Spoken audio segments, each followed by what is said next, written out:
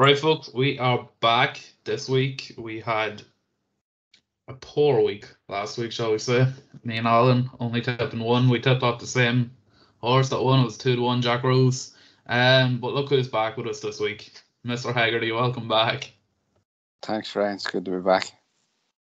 It's good to have you back. You want to kick us off, Dean? First race? Yeah, can do. I'm going for Bright Idea in the 4:55. I thought I was very unlucky the last time. He ran under one.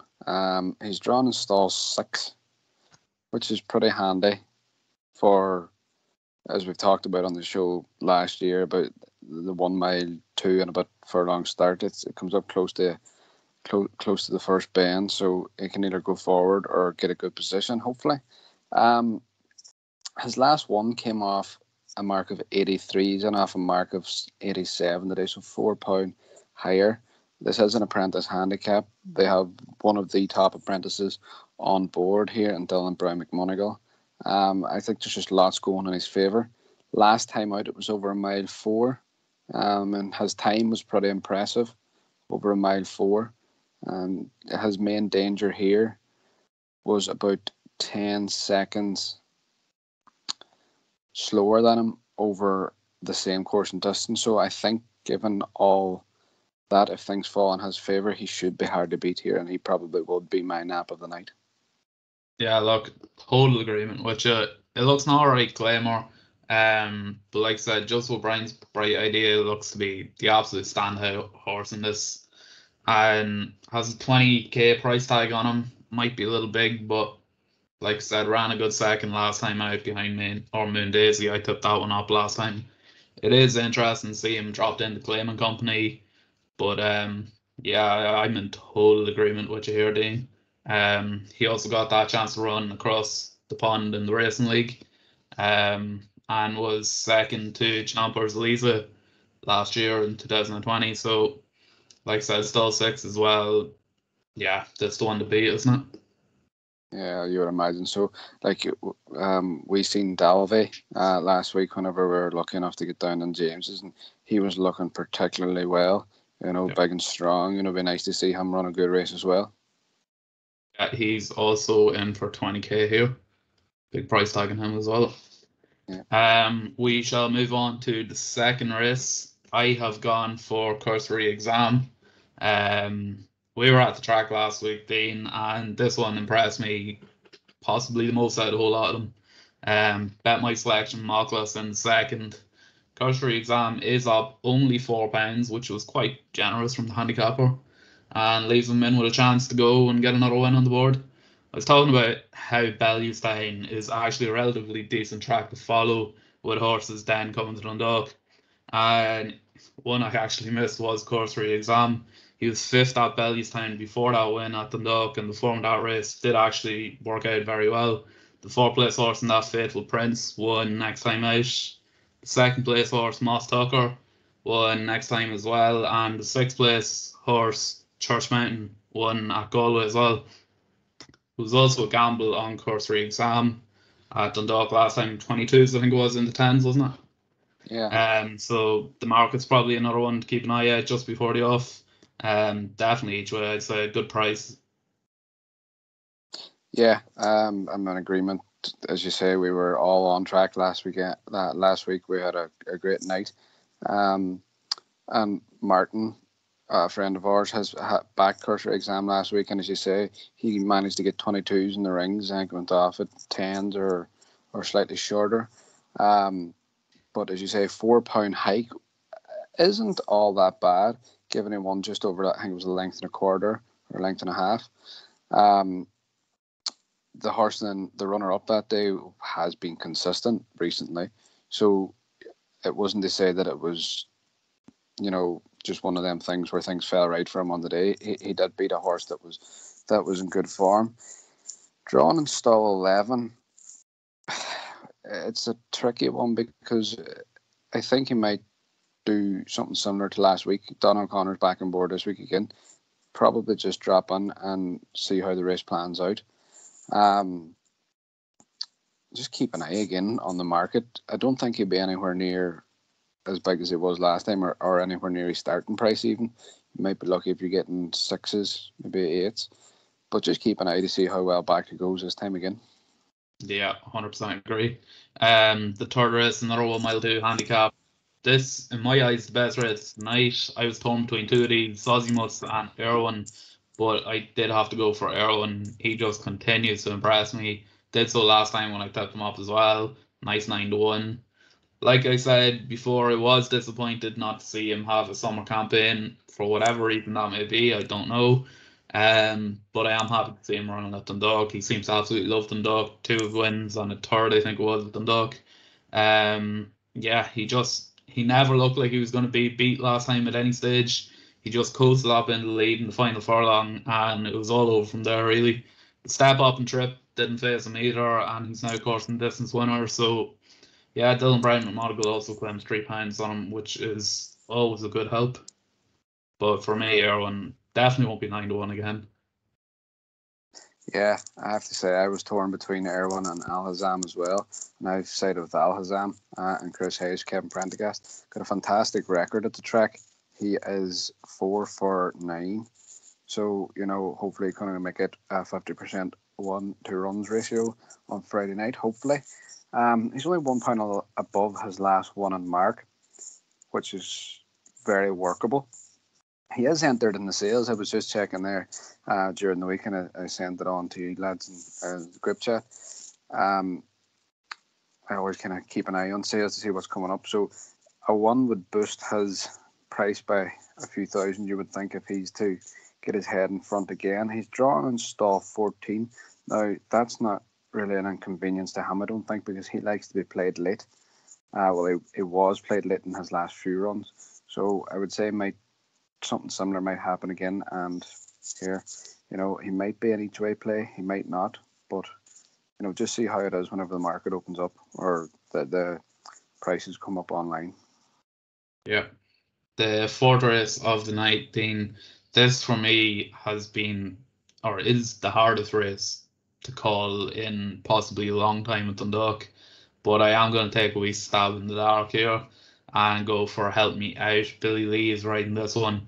It's more of an each way shot, I'd say, depending on the price. I personally wouldn't be brave enough to go for a win in this race. She's making her handicap debut here and steps back up to 7 furlongs where she ran her best. 2-8 at Bellewstown over 7. Look, I'm going back to that Bellewstown form. She's also by Master Craftsman, who won Group 3 at Dundalk, as we all know. And her dam, Joyce Compton, also ran twice at Dundalk and came second on debut at Dundalk. Like I said, shot in the dark here.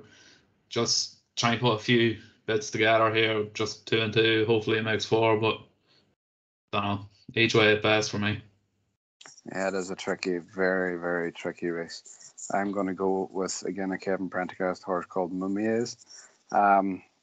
Wasn't beaten all that far latest. I think it was just a nose up the Curragh.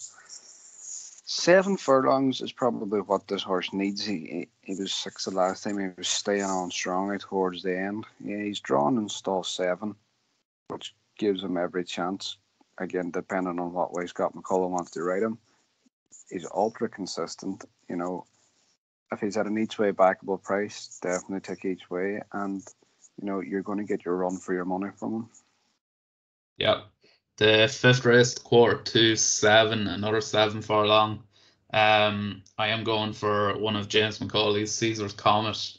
Dylan Brown and Monagle claiming £3 again. Is another pick for Dylan Brown. He's lining up to have a good night in my eyes. This, though, Caesar's Comet is a horse that is sure to go in soon enough.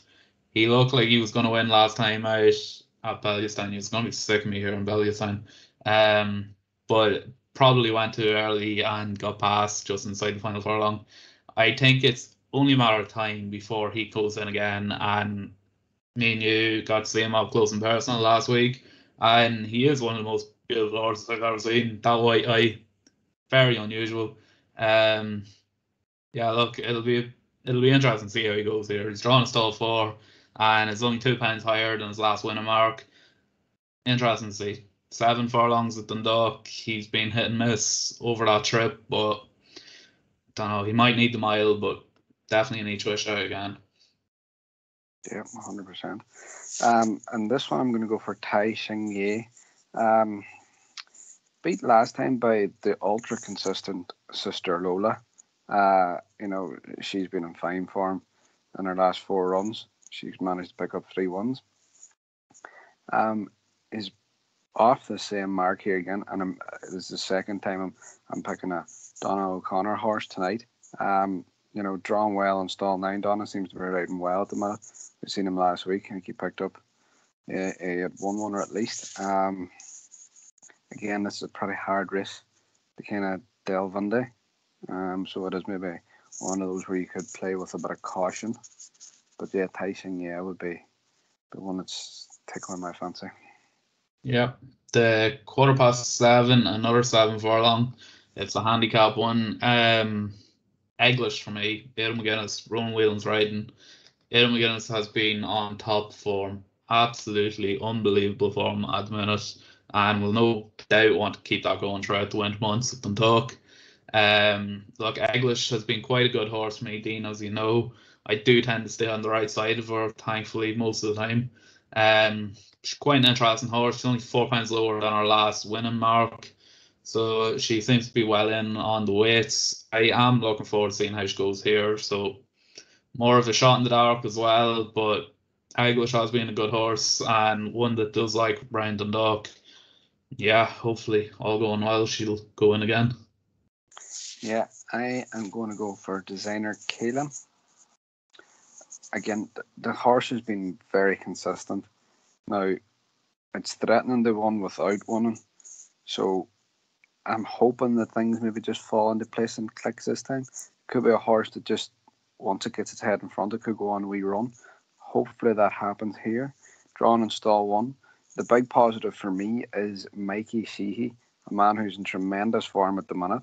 We've seen him ride a double, I think, was it last week, who claims £5. That £5, you won't get much better value in Ireland at the minute. He is a hot jockey in demand. So I'm just hoping things fall right here and Designer Kaelin, instead of threatening to win, actually wins this thing. Yeah, the second last race of the night. I have to go with Sister Lola here. I do think she should have won her last 2 races. Foley's back in her. He was on her last time she won, so I'm really excited to see her go here. Look, this race, she's definitely more than capable of winning. She got unlucky last 2 rides, like I said, and she was impressive in her 2 wins before that. She does look a fantastic purchase by Hilltop Racing, and all going well, she'll get the chance to shine again here with a bit of luck. Yeah, I'm in the same boat, Sister Lola. Very, very consistent. As you say, we were up last week. We've seen her. I think she's in fantastic form. She looks well within herself. She's a beautiful coat on her. Shane Foley back on board, a massive positive. He seems to get on well with the horse. Unlucky last time. Definitely, the race was a hard race. It was very tight. Hodge Gerdon's in here, smaller field. Hodge Gerdon likes to sit prominent or make the running. I can see her setting a good pace. Sister Lola, drawn in stall 4, should have a prime pick of where she wants to be. Close, I would imagine she'll probably go close to the pace. So hopefully with Shane Foley back on board, Hilltop and James and the lads can get another winner at Dundalk. Yeah.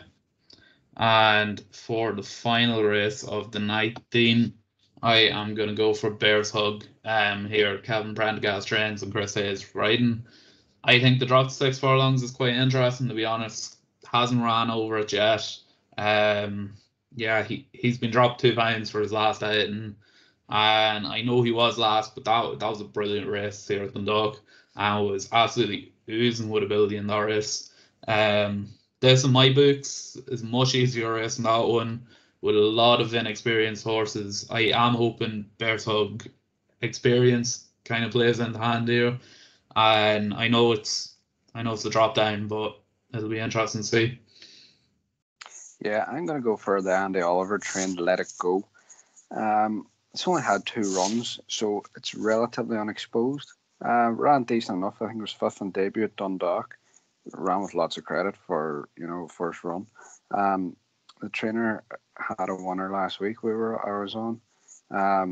In the last race, again, it was very, very well backed.